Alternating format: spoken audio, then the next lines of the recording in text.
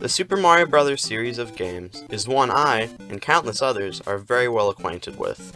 With the original Super Mario Bros. Game being considered one of the best-selling video games of all time, it is no wonder how Mario became one of, if not the most recognizable video game icon. So in celebration of the recent release of Super Mario Maker 2 on the Nintendo Switch, I decided that today we will be covering some Mario games. Not one, not two, but four.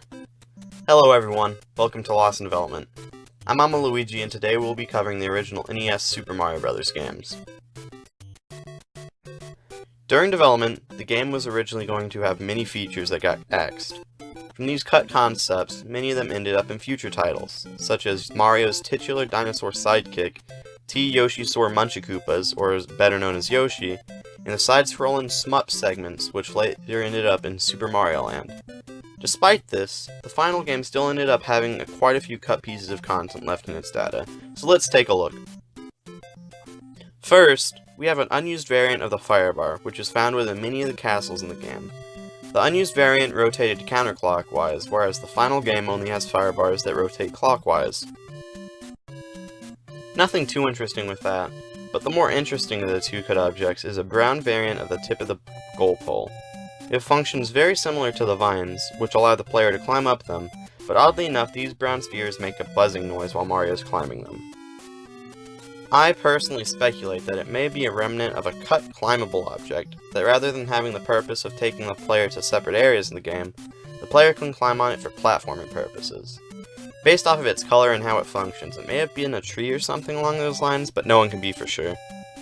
Next up in terms of unused content, we have two unused music tracks.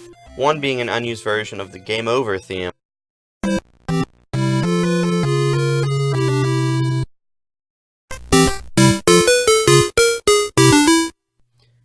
and then an unused track that would have been used when running out of time on a level transition to an underwater or underground level.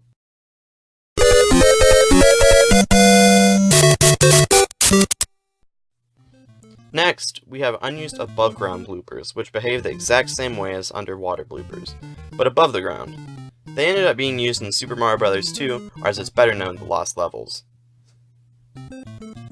The way the spiny eggs that Lakitu throw behave is bugged, so the way it's supposed to work is technically unused. The eggs would have had the speed set parallel to the player's speed and would have had the eggs bounce off of objects. These were leagues more unpredictable and difficult than the final, which have no horizontal movement in the slightest.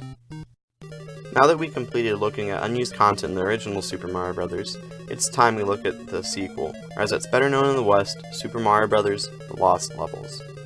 The game was released in Japan on the Famicom Disk System, an attachment to the Famicom which let the system read data from proprietary floppy disk-like cartridges to counteract the massive ROM shortage the industry was experiencing at the time. The game wasn't released outside of Japan due to the game's high difficulty, but it famously became playable to the West in 1993 when Nintendo packaged it with the Super Mario Bros. All-Stars game under the title Super Mario Bros. The Lost Levels. The game is very slim in terms of unused content as a whole, with it only having 3 sprites, 2 of which are a version of the ground and an unused background element. The background element is a cactus, which actually looks pretty nice. It would have been really cool if Nintendo brought this asset back for Super Mario Maker 2 when using the desert theme in the Mario Bros. Game style. But, you know, can't get what you always want. The ground tiles, however, aren't very interesting. This one looks incredibly similar to the one used in the final game in terms of sprite work, whereas this one bears a striking resemblance to the final tile for ground in the first game. This tile is also found throughout the manual for the game, so this must have been a change made extremely late in development. I wasn't kidding when I said that the Lost Levels didn't have anything interesting in terms of unused content. However, the Super Mario Bros. 2 that the United States got is much more interesting. Due to the Lost Levels not being released outside of Japan, Nintendo retextured and heavily improved upon the game Yumi Kojo Doki Doki Panic, which translates roughly to Dream Factory, Heart-Pounding Panic, which was a game made in collaboration between Nintendo and the Japanese TV company Fuji Television. It's an incredibly interesting subject in general, so if you check the iCard, there's a link to a gaming historian video on the matter. First up for unused content, we have an unused sound effect that was supposed to play whenever the character dies. Next, we also have an incredibly simple smiley face. which is actually the primary icon of the cutting room floor, which is a website I use very, very often when researching these videos, so go check them out for sure. This is the weirdest out of the entire final game. There are a surprising amount of animated objects that have an unused 8th frame of animation. The animation was complete, but the frames don't display due to a bug, so whenever put back into the game, the animations look much, much smoother. And lastly, in terms of leftovers in the data of the final game, we have loads of stuff from Doki Doki Panic.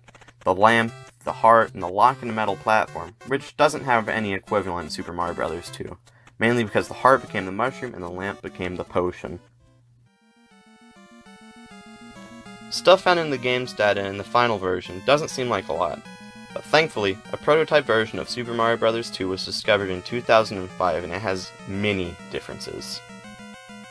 In the prototype, each of the characters have slightly different sprites from the final, mainly around the character's eyes, where the white of the eyes weren't added up to this point. They also removed Toad's feet, and Luigi's small sprite has a more square-shaped foot in the final, whereas the prototype has a more round design. Peach's character select sprite has been changed slightly and has her hair more in her face in the prototype. Peach received a full facial reconstruction surgery before the final game got released, and the squatting sprite is virtually unrecognizable from the final. The beta title screen has a much more sepia-style look and had a different presentation of the story than in the final. One of the biggest changes is the slot machine, which you can play depending on if you get coins throughout the level. The differences speak for themselves for the most part, but the original is extremely bland looking, whereas the final is super stylized and uses the prototype palette from the beta title screen.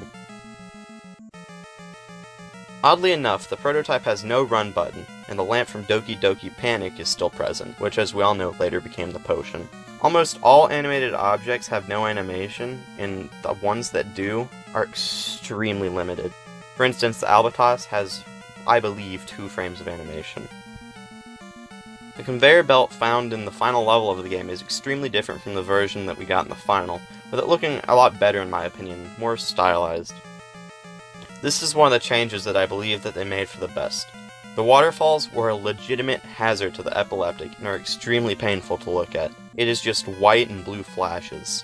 Rather than being declared MVP like in the final, once you beat the game, you get rewarded prize money based on how many lives you lost in the run. The prototype ending removed the full end reel that had all the enemy names, and as a result, the lullaby second half of the ending theme that was used in the final. And by far, the coolest difference from prototype to final, we have 2 unused tracks. A variant of the Superstar theme,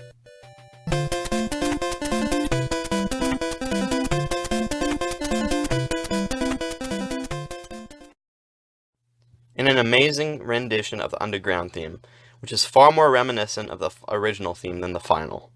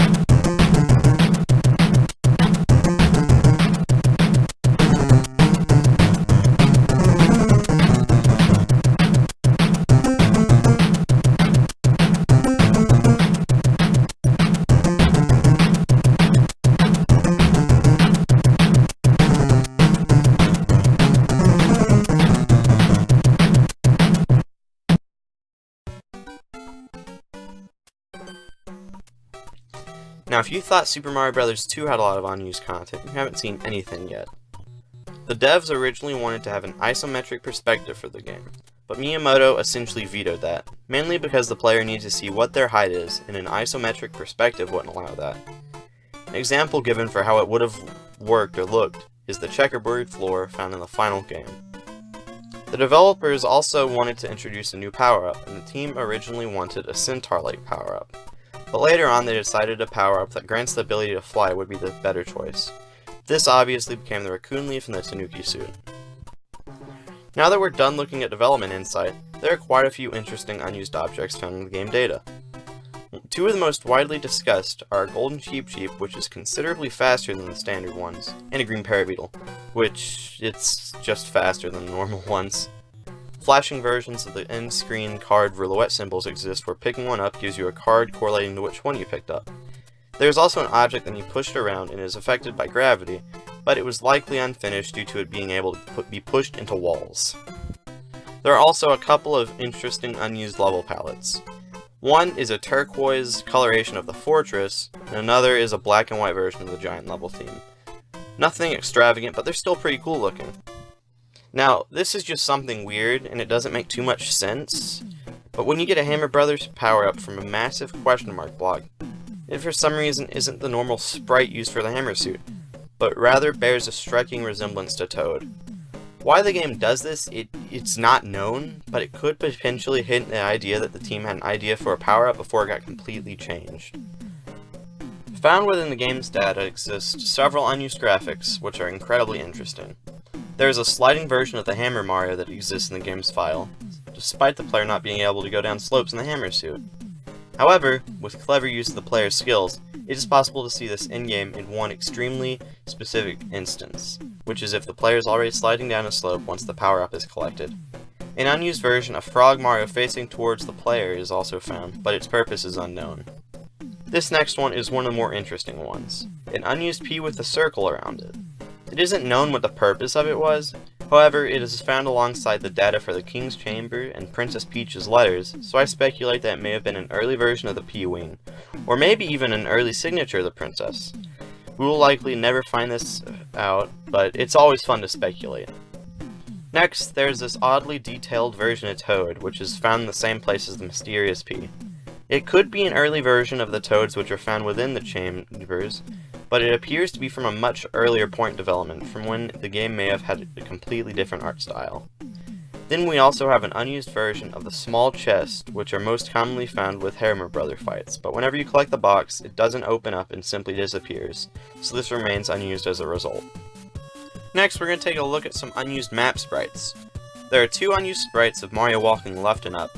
This shows that rather than simply facing the player and sliding across the world map, his sprite was originally planned to change depending on which way he was going. We next have this unused question mark icon, which is pretty cool. Then we have this early castle sprite. Interestingly enough, you can find this in the final game, but it requires the use of glitches or Game Genie codes. Lastly, for map sprites, we have the skull, which, based off where it is located, likely would have worked like a Hammer Brother, yet the exact challenge it would give us is unknown. Next, we have this odd unused chevron pattern. Its use is unknown, however it's speculated that it may have been used for the background. We also have an early version of the bushes. These bushes had a smaller one behind them rather than the final ones, which have nothing of note behind them. We also have some unused tiles which would have made many levels look so much better, as they have border tiles for the darker segments of the green floor found in several stages. We also have an early version of Cloud, and the changes are so minimal it makes practically no sense why they changed the sprites. Next, we have a lot of tiles that were meant to be used in the desert levels, but aren't. First, we have a purple pipe that would have been broken by Mario jumping into it. This was likely cut for consistency throughout the game, and all the places where these could have been used, a block was put in their place. A blue floating platform that looks similar in terms of pixel art style to the blocks found throughout the second world, primarily at the beginning of the pyramid level. We have a pillar of some kind that was meant to be a background object. A block made out of sandstone, which honestly looks super cool. We have some chains. Just chains. We also have a lot more unused sprites. One featuring a ladder, one featuring a broken wall, and one which is a pattern that uses much darker bricks than usual. Lastly, for the desert, we have these three purple objects. What they are? I have no clue. The middle one seems to be a vertical version of the purple pipes found throughout the second world, but the other two I have genuinely no idea, but they look pretty cool though. The ice world also has some unused plants meant to be used for decoration. There are also some unused tiles that would have been used in the event cloud tiles were stacked, yet this never occurs in-game.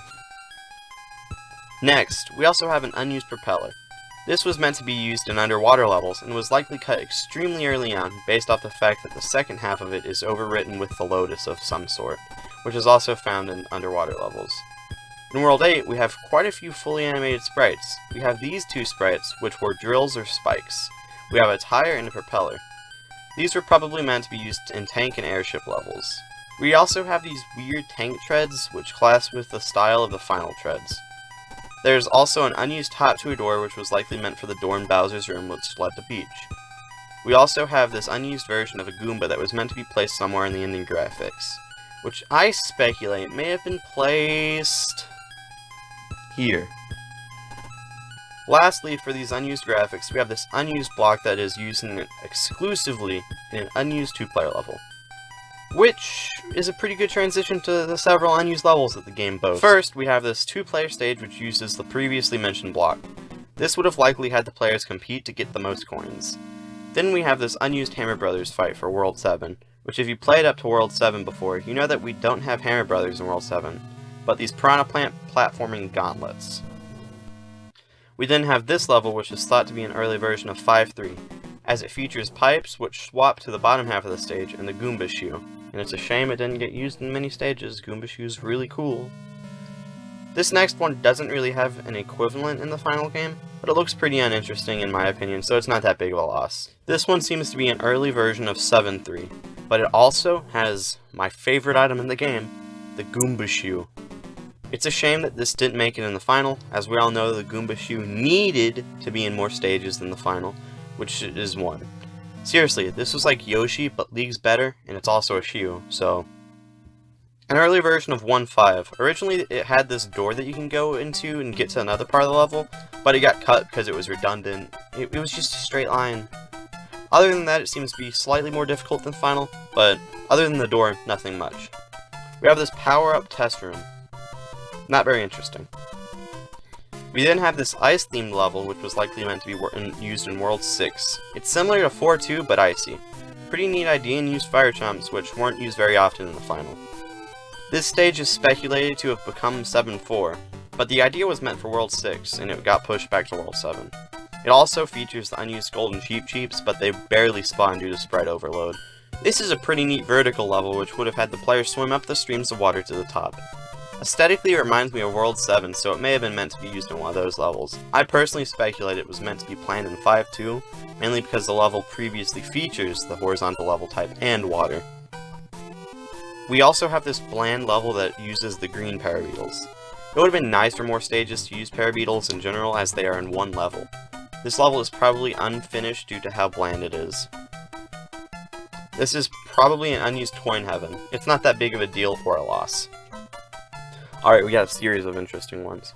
First, we got early 1.6. This changes general platform positions and features a lot more enemies. This more heavily uses the note blocks, but you can tell that it's 1.6. Then, we have another, likely older version of 1.6. It has some really weird platform placement in general. It's also super short, so it's easy to assume it was from way earlier in development. And then, we have a duplicate of the one we just spoke about, but lowered a bit. I'm pretty sure it's by exactly 16 pixels, so... This level features no enemies and no exit. It has one interesting feature, and that's actually an unfinished Starry Night background element. But other than that, it looks like it's pretty forgettable. This level is probably a test level based off the nonsensical placement of the blocks, but it uses the unused sprites used for stacked cloud platforms. Next, we have probably one of the coolest pieces of cut content. Unused bonus games, which were similar to the Toad Spades minigame, but with the host being a Hammer Brother or a Koopa Troopa. These games would have had you rolling a dice, and depending on what you roll, you get a bonus of some sort. It's pretty minimal, but neat to see that something that seems to have been relatively far in development and get cut. That's it. Or at least that's what I would say if it weren't to be for the fact we have loads of pre-release footage. The stage shown off in this piece of pre-release footage is 1.1. It uses the darker colors of the Goombas, and it has a second Goomba on the semi-solid, which was also originally white and not blue in the final. The question mark blocks are moved over a little bit, and it uses a green Piranha Plant when the final uses a red. In this area, the question mark block shifted over a few blocks, and a very different layout for the semi-solid platform area than in the final. There's also an extra Koopa Paratroopa on the semi-solid and an extra question mark block. The first runway where the player has enough space to run and fly has 3 Koopa Paratroopas instead of 2 Goombas and no Paragoomba. The pink semi-solid in the air has 3 question mark blocks that aren't found in the final, and just more question mark blocks in general. The cloud runway has holes in it rather than the straight line in the final. This next stage looks like it could have been 1-5, but I'm not sure. It is a cavernous level filled with water and tunnels. In general, the footage has a different UI than the final game, with the world not being displayed and just having Mario's name and his lives. Lastly, this pre-release footage shows off the level 1-3, and it is wildly different from the final. The pre-release version features far more note blocks, and it has a more elaborate structure made from the semi-solid platforms. It also has a more complex and much larger version of the brick structure than what we have in the final game. We then have this unused levels which uses prayer beetles, and is funnily enough what started loads of speculation back in the 90s about a secret world 9, because they included this screenshot in the US box art. A sky segment that has prayer beetles in the exact same shape as the past screenshot, oddly enough. We then have an early version of an airship that uses a slightly different sprite from when the fire is coming out of the burners than the final game, and this level layout was just cut completely. We then have a basic stage that doesn't look special or have anything of note. And then we have this one that just has a couple of Hammer Brothers and also doesn't feature anything of particular note. We lastly have footage from this fight with what became Morton Koopa, who had a different boss room layout and a different color scheme. And that is it. Obviously, these games changed quite a bit from development to release, but in the end, these are by far some of the most refined 2D platformers I've had the pleasure of playing. Please be sure to like, comment, and subscribe for more content similar to this, as it really helps the channel. Bye guys.